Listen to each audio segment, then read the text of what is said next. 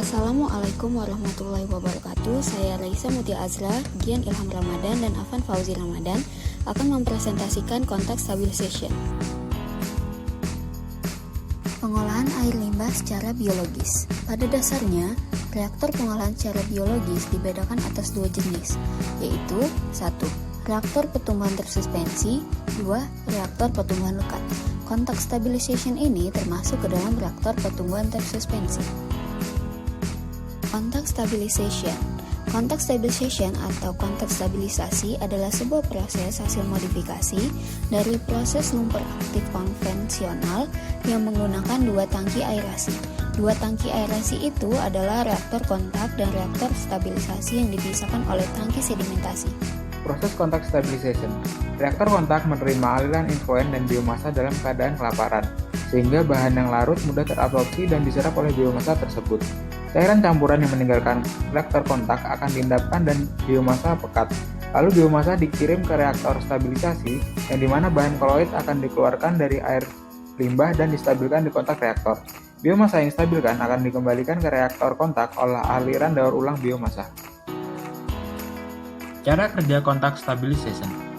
Proses kontak stabilization, air akan masuk ke dalam kontak tank dalam kurun waktu 30 menit sampai 1 jam.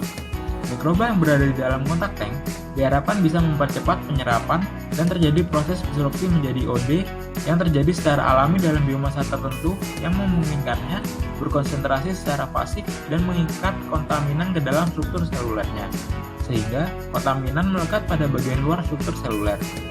Kemudian, mikroba diendapkan dan dikirim menuju stabilization tank, di mana bahan organik yang telah diambil dari kontak tank berada dalam kondisi stabil. Limbah yang berada di dalam stabilization tank selama 4-8 jam akan tetap sama sehingga limbah dapat distabilkan. Proses kontak stabilization selain mengurangi ekses lumpur, juga dapat meningkatkan kemampuan absorpsi dari lumpur aktif. Berikut ini merupakan kriteria pencernaan kontak stabilization.